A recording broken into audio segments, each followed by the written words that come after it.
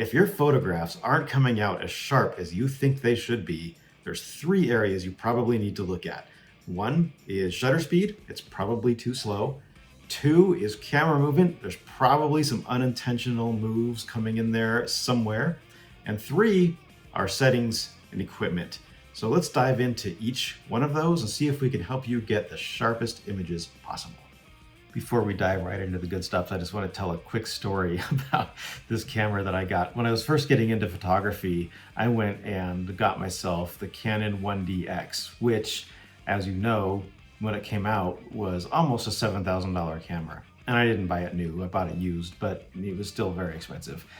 And my thought was that having this camera would help me ultimately get better images.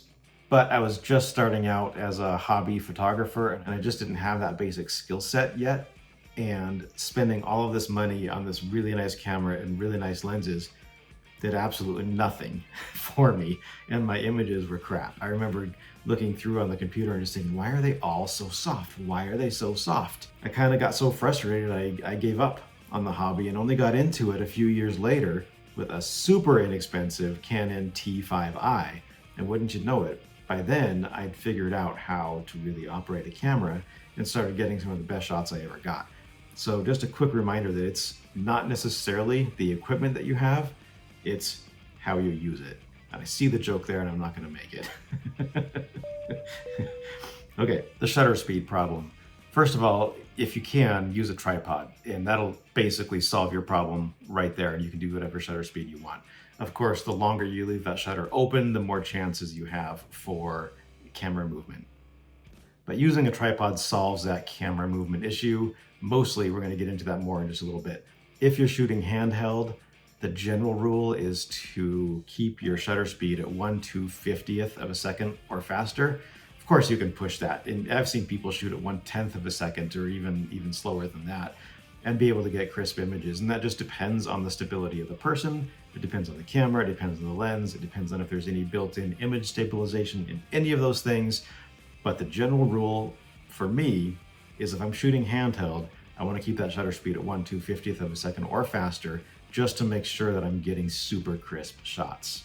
If you find yourself out and without a tripod, you can try the shoulder and elbow technique where you just get a firm grip on your shoulder, grab your camera, put it on your elbow, and shoot from there, which can be super effective. Put that down and talk. But it can be super effective in just keeping that camera still. You're not going to be able to, do the 1 second exposures, but if you're pushing 1/10 of a second or somewhere in that range, that technique can really give you some stability. When you're on a tripod, there are still some best practices that you're going to need to keep in mind in order to get super crisp shots. One of those is to keep your legs as wide as possible. I was shooting out one night and you can see, the tripod can go out to here. I can go down to here. I was shooting one night and my legs were just like this, just not super wide, not a lot of stability. And what happened? Thing tipped over. Whole thing tipped over. So put those legs out as wide as you possibly can. Also, when you're on a tripod, set your timer to a 2-second delay. So you push your shutter, the camera has 2 seconds to settle and then takes the image. Even like if you think you're pushing your shutter button, that camera's still moving, even just a tiny little bit, and that can make all the difference in the world. So either use that 2-second timer that's built in, or use a shutter release, or you can set up the touchscreen shutter so that all you have to do is tap the back of the touchscreen of your camera and it'll take a picture. There's much less movement involved when you do that. Use your bag. Put your bag on the little hook underneath your tripod. That's going to put extra weight on that tripod and just give it more stability in the ground. So super, super useful to use that. Also on the tripod, remove the strap. If it's a super still day and you're outside, don't worry about it. If you're inside, don't worry about it. But if you're outside and there's even just some wind, that thing's gonna act like a sail and it can really move your camera. So another lesson that I learned is when you're on a tripod and you're shooting outside, remove that strap and it's gonna make a difference. You're gonna see sharper photos by not having just that little minuscule movement in your camera caused by the wind in that strap. So if you have your shutter speed right and you have no camera movement, but you're still not getting crisp photos, the next thing you need to look at are your settings. And this could be a video on its own, but some things to keep in mind are focus modes. Your camera has all kinds of different focus modes in it. And so I would encourage you to research what those focus modes are and how to get into your menu and make those changes.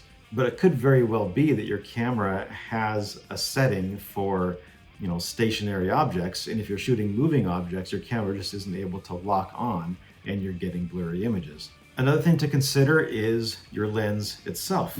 This is the Canon 24-70 f2.8, and it's really cool to have the ability to go to 2.8 on a lens, but it's also not generally the crispest aperture range on the lens. Whatever lens you're shooting, whether it's a 2.8 or an f4, you have to research your specific lens or test it yourself and see where that range is for the crisp photographs.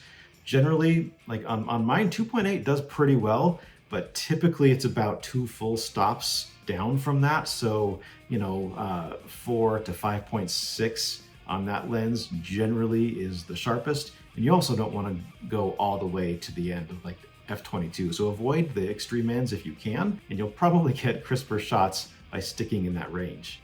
You also might want to consider enabling back button focus on your camera.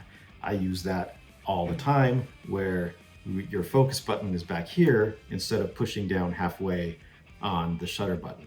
And that's just another way to remove the focus function from the shutter function, which is going to help, even if it's just minuscule, just help you get those crisp shots. These tips should get you super crisp photos. If they don't, let me know and we're going to talk through it. Thank you so much for being here today. Please subscribe to the channel if you haven't. There's more adventures, advice, tutorials, all coming up.